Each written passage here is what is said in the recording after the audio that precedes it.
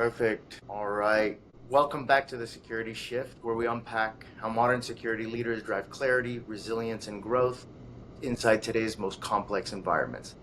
Today's episode is sponsored by Agentics, Intelligence for Modern Growth. We help security and IT organizations operationalize and scale AI smarter. Today, I'm speaking with someone who shaped security strategy at an enterprise level, Mike Lisi, a leader whose work in cyber governance and operational risk has directly impacted how organizations think about resilience and growth. Mike brings a unique combination of technical depth, business acumen, and people focus. Mike, thank you for joining us. Excited to finally have you on here. Appreciate you having me on. It's good to be here. Awesome. So, just before we get into some heavier topics here, I really want to hear your journey, your story, and a little bit about what brings you this point in time here. Sure.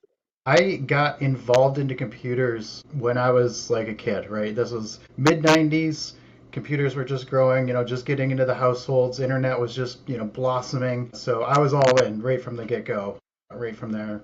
And I knew at that point that I was going to be working in computers in some capacity. I didn't know how, but I knew that it was going to be computer based. And over time, that shifted from building computers and doing some programming and doing things like that to learning about security, learning about the attacks, the ways that you could protect against attacks, and that got me really intrigued. So over the course of the last 20 years, I've really shifted from being a help desk technician to a network administrator to a government contractor, and now into the offensive security side where I get to be the bad guy, right? I get to try and break into organizations through their computers, through their applications, sometimes through their buildings. And that's just like a super cool job that I would have never thought was possible without going to jail. And it turns out that, yeah, you can actually make a pretty good living for it. So You that's do that been and my have focus the fun. last 10 years and haven't changed anything since then. Yeah, yeah. Well, you could be the good guy doing bad stuff, I guess. No, you're right. It's literally I'm doing the same thing that the criminals are doing with some guardrails and with permission. If I were to do that, the same types of things day to day to somebody that didn't give me permission, I'm just as likely to go to jail as anybody else. So Yeah, that's yeah, the only distinction. yeah, absolutely. I love it. And look, we'll get a little bit more into basically that side of things and how you think about those and what the dynamics are. But that's a fascinating journey. I mean, every leader has a point, right? You said you were getting into computers, you knew you wanted to be in it. Like when did the work stop being more technical and you're just like getting into it and interested in it from a technical perspective, and it became kind of mission driven? Do you know what I mean? Like, can you Yeah. think about when that shift was for you and tell us a little bit about that?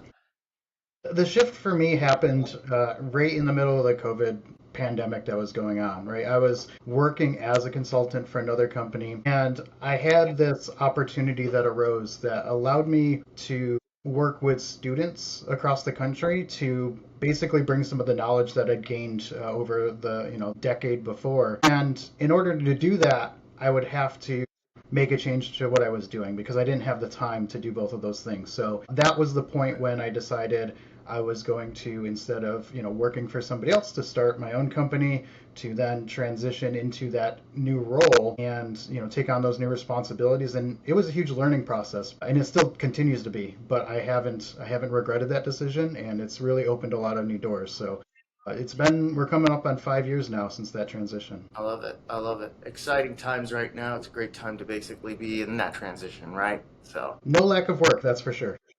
yeah, yeah, yeah. It's busy, and like I guess to that point, before we jump in a few things, how do you distinguish the signal from the noise? How do you know what's important and focus on it in the in the busy world that we see today? Honestly, I rely on a lot of friends in the industry to bounce ideas off of, right? Like when you're in that position and you're trying to make those decisions about, like you said, signal to noise ratio and what makes sense, it's really hard to make those decisions sometimes. So often what I'll do is I'll find a friend that runs a business or that is in that same type of conundrum, because likely they've had those same situations arise, and in some cases they've been able to provide me with their insight, with their experiences, and that helps me really start to filter through things and then make the right decision for myself, for my business, and for my customers. I love it. And speaking of your customers, I mean, what kind of outcomes are you looking to drive for them at with Maltek Solutions? I mean, what's the mission? How do you make money at the end of the day, right? Yeah, the way that we really approach this is that we understand that we come with a certain set of skills, with a certain set of knowledge, but we don't know our customers' businesses as well as they do. So we really try to focus on that collaborative effort towards their security, right? They have certain things that they're really concerned about, right? They want to make sure at the end of the day that they can make money, and there's things that are really important to them that they're trying to protect. And by coming in and really working closely with them, we can understand those concerns, those specific things that they're worried about, and then create like a security engagement or an approach that really focuses on their specific circumstances. And that's really been super beneficial for us. I love it. I love it. Yeah, that partnership approach is definitely kind of the way to ingrain yourself in your customers' challenges, really understand how you're going to help them, and then come up with the right solutions to customize and drive those outcomes. So I love that, Mike. Makes sense. And right now in the industry, you have to the signal and noise in your day to day, signal and noise in the market, right? So how do you differentiate yourself? How does Maltek Solutions kind of stand up and above the rest in terms of your solutions and what you're delivering today for your Yeah, customers? it's really difficult to do that. There's a lot of security companies that are out there. One thing that's been super beneficial for us is that when I started the company, I worked basically as a freelancer, right? So I got to see the way that other companies were running their programs. I got to like cherry pick some of the things that I thought were really positive from company A and positive from company B and successful for them, and really kind of mold my own approach, and that takes all of those really positive things that I had encountered and basically just continue to iterate upon that as I work with customers. It relies a lot on feedback. When we take that collaborative approach and we come to the end of that engagement or the project or whatever we're doing, we really want to get that feedback from them and find out, hey, like, how did this go based on your other experiences? Like, what was better, what was worse? How can we really improve on this stuff? And there's several companies that are trying to do the same thing, but I think listening to the customers is a great way to ensure that you're bringing things to the table that are beneficial to them and that allow you to be successful too. Yeah, yeah, makes sense. And then from your vantage point, Mike, what's the biggest misconception that you see today companies still have about building a secure organization, right? In 2025, and maybe how it's shifting into 2026 right now with the Agentics and kind of some of the exciting tools and stuff we're seeing over there. Two things related to that. The first one, and this is a conversation that I have almost every single time with a customer, is when we talk to them about this collaborative approach, they are really hesitant to provide us any information. They say, hey, we want to see what you can do the same way that an attacker would. We're not going to give you anything. We want to basically see how you can attack us, what you can find out. And that's fine. That makes sense because that's realistic. But the thing that doesn't make sense from that approach is that the attackers or the people that are really targeting these companies, they have a lot of time on their hands to do this. So in order for us to really emulate that the same way, we need to spend that same amount of time, which means that the customer is going to have to spend a lot more money to get the same results. Yeah. So we always get into that conversation of, hey, if we collaborate on this and we skip some of that stuff that's really time, like we Yeah. can fast track that, it saves you money and you're still getting those realistic results. And that's been like that opens their eyes a lot more. They're much more open to collaborating after we have that discussion. But it's really something that I always have to have with them. So yeah, it's just been quite a learning experience in that regard. Setting expectations about the process, about how you're going to prove the value at the end of the day, right? Yeah. And Mike, like, being in the industry, you see a lot of things, and ultimately, like, there's a lot of software out there that can do a lot of things these days, right? So how are you leveraging those tools to maybe accelerate that process, maybe, simplify or operationalize like that early stage where you're trying to get to a certain point? I mean, how are you leveraging, that technology and that process today? Yeah, that goes right into the second point that I was going to make is that the AI explosion that we're in the middle of right now has it's been taken to both extremes, right? People are trying to automate everything, use AI for literally everything, and it's great for some of that stuff, and it's terrible for some of those other things. So The real important part is to identify the areas where it's super valuable and saves time, and then to embrace that as much as you can. And then understand that, like, there's certain spots here that the technology just isn't able to handle yet. And then to not rely on the technology for those specific tasks, and then to keep your team involved. So it really just ends up being that everybody ends up a lot more efficient in the work that they're doing. They leverage the things and they start to build them into the processes. And we're seeing that across the board, right? It's not only on the offensive side, but on the defensive side. Using AI to churn through a lot of data, that's really great. Like, it can pull some stuff out there that would take a regular analyst a long time. But like contextual stuff is a little bit more difficult. So you get some of those leads out of the AI, and you get some of those like pointers, and then you let somebody that has a lot more of that, contextual knowledge and can make those other logical leaps and everything, and then they can take that stuff, and now all of a sudden they're working the same as like what two people were doing before.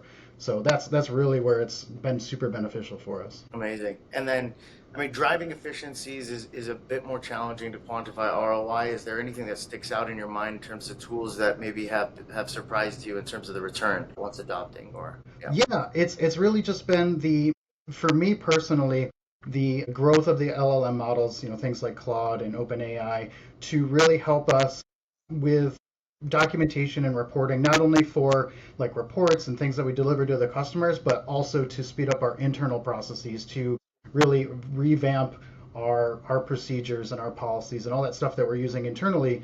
Like, leveraging some of those technologies is just so much easier than it was in the past, because when you're doing this work and you're writing these reports for customers, 2, 3 a week sometimes, you get like kind of writer's block at times, right? And you're just like, I don't even know how to say this anymore. And Yeah. now we have the AI that's just like, oh, well, let me give you a little bit of a pointer, right? Let me just like nudge you along. It's like, okay, cool, that really unblocks me, and I don't have to go and like take a walk now that Yeah, that I exactly. used to do before.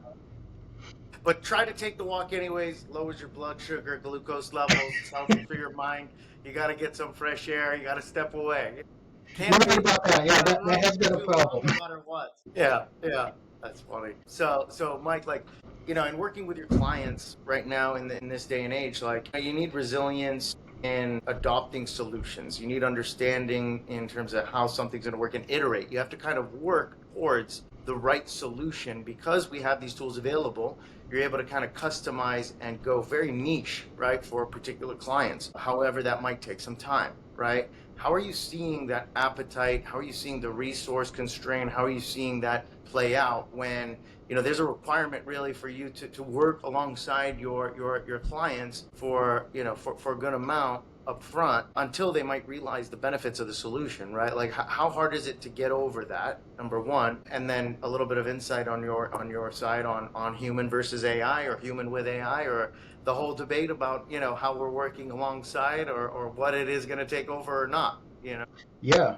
Yeah, so on the human versus AI or human with AI, always right now I'm in the camp of human with AI wherever it makes sense, Yeah. with restrictions, right? If you're and this is what I advise with companies that I work with too. If you're handling things that are potentially sensitive and that are internal, intellectual property, those types of things, be super careful with the use of AI, because they're using all this information to train things to make it better. And what you don't want to be is on the receiving end of all of your data getting, sucked up for that training, and then all of a sudden, like, all this, sensitive information gets leaked somehow through the use of, just with AIs hallucinating sometimes. We've seen instances where they're just like, hey, I have this data, I knew about this thing, so I'm going to answer this, and now all of a sudden it ties back to, a particular organization. So I Mm. still advocate for organizations to implement those technologies, those efficiencies as much as they can, but also to be aware of the risks that come with them. I'm not really worried about it putting me out of a job with some of those things yet, but where possible, I think that it's helping so many companies be much more competitive than they used to be, because these technologies are they're able to like replace super expensive people or super expensive other solutions before, and now you have these smaller orgs that are like, hey, we can do some of this stuff now with our limited budget. And I'm all for that. I try and help them out in that regard as much as possible, because they need just as much help as anybody else, but they have so much more restrictions on how to actually be successful there. Yeah. Yeah, I love it. That makes perfect sense. And so how then do you take that mindset and I mean, do you see resistance in terms of like the iteration process to get somewhere, right? Yeah, there's always some resistance there. Sometimes it's just because of the like the culture of the company itself, right? They've been doing things this way for a certain amount of time. Changing that up there's some friction there. It's not Yeah. just like a super smooth process all the time. So it takes some effort, it takes time, and it takes really the diligence to stay on top of it because it's so much easier to just fall back into your old routines and the way you were doing things before without fully understanding the gains that you're getting on the long term. But it's not all over the case. I think by now many companies are seeing the benefits and trying to take advantage of it as much as possible. Yeah, yeah, absolutely. And Mike, I mean, a lot of times now it's about trust, it's about who you know, it's about authority. How do you build that? How do you kind of grow your presence? Or, how do you basically get a customer bought into the fact that you are an expert and you have, XYZ figured out before you meet them, right? Is that because ultimately that seems to be a challenge here, but, different leaders are doing it different ways. Are you seeing that as a challenge, and how are you kind of overcoming that or thinking about that today? Yeah, I mean, there's always a challenge to stand out from the crowd, and there's always ways that may be more successful. I don't know that my way is the best way of doing it, but I'm very willing to share my techniques, the way I do things, the way I approach these things with anybody. I'm the president of a nonprofit, which is called the Red Team Village, and we're focused on teaching our techniques and our methodologies and things to other people in the industry so that they can be better at their job.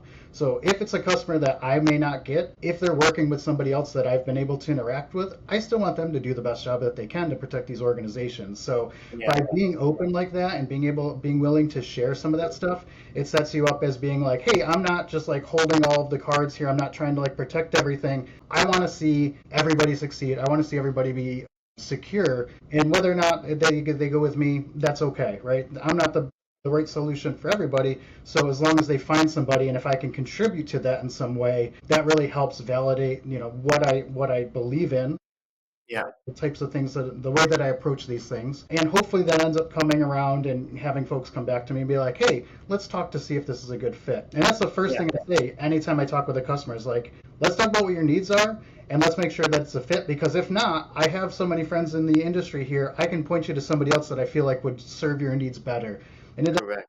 doesn't give me the money, and that's okay, because I want them to have the right solution versus just more money on the on my revenue or whatever the case may be. That's not my goal here. Yeah, I do this stuff because I love it, and that's really what I think comes through to most people. absolutely. And with that, I mean, it speaks volumes, right? And it also speaks to why kind of you're on this podcast, sharing best practices here with leaders similar to yourself. So appreciate that. On the education part, with that nonprofit, I mean, how are you doing that? Are you using webinars? Are you finding any particular method to be most effective?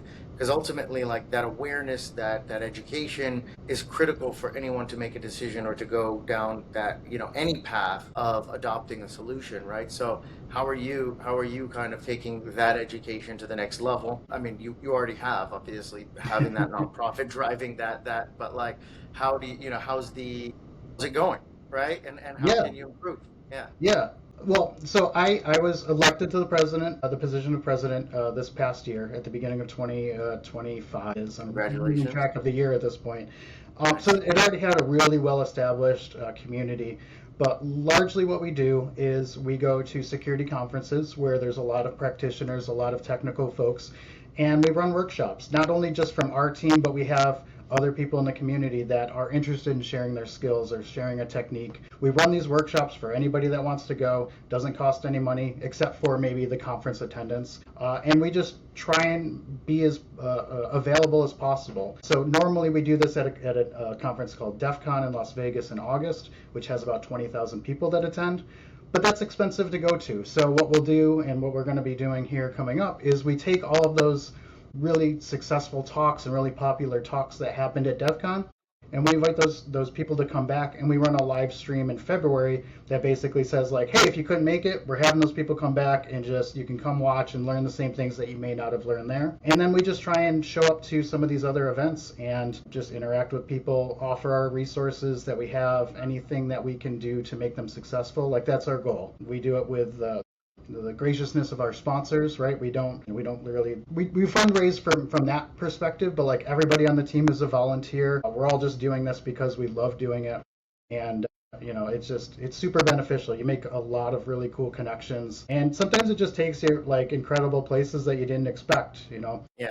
Last year we got to go to Brazil because we had some folks that were from South America, and they're like, hey, we have a huge hacker population down there. We feel like they could benefit from this, so come down to our event and run these workshops and stuff. And we got to do that, and it was just like such a cool experience to That's be amazing. in a Rio de completely new Janeiro, or area. where'd you get over there in Brazil? What's that? Did you go to Rio? We went to Sao Paulo. Nice. Yeah. Okay. I So, hear. dude, I mean, still a crazy, huge city. Just, Yeah. it was great though. It was awesome. The people are phenomenal, and I still have some contacts down there from, a few days that I spent. And it's just something I would have never expected, Yeah. getting into this industry. Yeah. No, definitely. I mean, that's exciting. That's awesome that you get the chance to do some stuff like that. I love traveling. I'm all over the place myself. So Yeah. yeah. If you were advising a brand new, CIO or CISO starting tomorrow, right? What would be your kind of top three focus areas? First, so it's gonna depend because there's different stages of like how secure a company is, and it's really gonna be first probing to find out where they are in that journey. So have they done anything related to security? If not, then we want to start with the basics. We want to get them documenting their policies, making sure they identify what their security should be, and compare that to best practices, and getting things on paper because that's the first step. If you don't have any source of truth that you can point to, it's hard to enforce any of that, and it's hard to make any decisions based on that. So that's the first thing. And this could be done with the help of a third party or by yourself, right? We've run workshops where we can help you, here's an information security policy template. Just fill it out. That's all you have to do.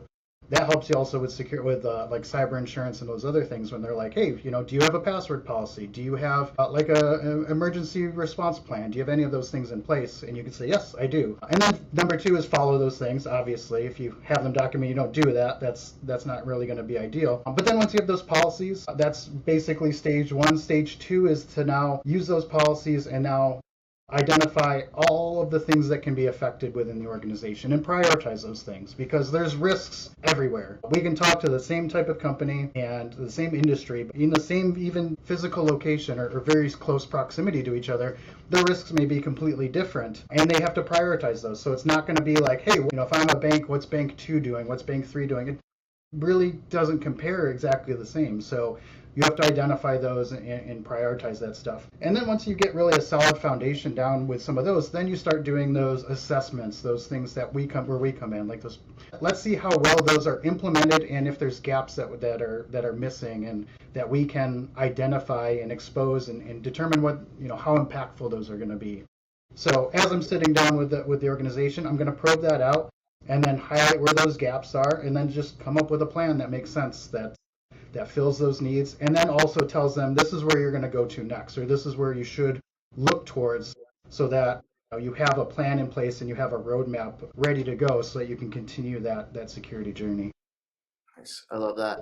Yeah, we're looking to do more events and everything related to Red Team Village, obviously. Trying to expand that a little bit, not too much because we don't want to burn everybody out with events, especially since we're volunteers. On my side, just always trying to learn, right? These attacks, things are changing daily. I'm really going to be interested to see how the AI revolution that we're going through and this huge, explosion of different technologies, I think we're starting to see some really interesting attacks coming from that. And in fact, my colleague just sent me an article today that showed exactly how, like a ransomware or an exploit team completely utilized AI to create like a whole campaign, research, development, exploit development, and then it shows like where different humans were in the loop for all these things, and you could see exactly how this is facilitating these types of attacks. There's also a few where it's just like, hey, we have people developing like AI-based attacks that are like inserting into search results, right? And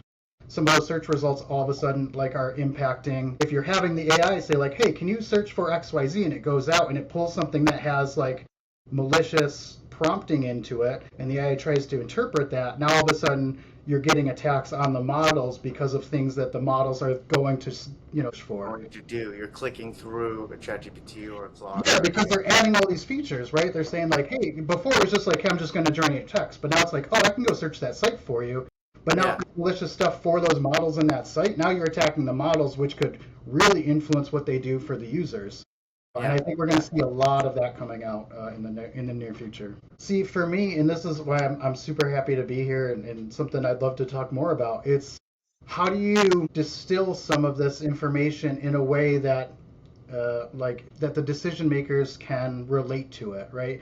A lot of the yeah, security stuff is very abstract. Sometimes it's like, oh, that's happening elsewhere, or I don't even know how we can do that. So the biggest challenge that I always have is how do I get in front of the right people to let them know about these things, not in a salesy way necessarily, but just more in an informational way. And that's something that I still haven't cracked, and I am always looking to improve on. I don't know how it is for other business owners. I get hit up pretty much every day from like folks that are like, hey, we can do this like appointment booking for you, or all these leads and all these qualified leads and all that other stuff. And for me, that's an area where that signal to noise stuff is still a huge challenge for me to dig through and yeah, understand like what's going to be worthwhile for me. So yeah. really trying to learn how to improve on that is one of my personal goals for myself and the company. No, makes sense. And look, I mean, I think the name of the game is just as you said, being super specific and focused on what it is that you can deliver, right? I think another element there is basically who's your ideal customer profile, who's your ICP, right? Who most likely will do that, and then trying to tailor that message very specifically to those individuals. And I think, absolutely like getting it right from the beginning, documenting it, and then following a process and a plan while you're kind of iterating on some of these solutions is going to be very important. But yeah, it makes sense. Thank you very much, Mike, and appreciate your time here today. Hey, appreciate it too. Look forward to talking with you more. Awesome.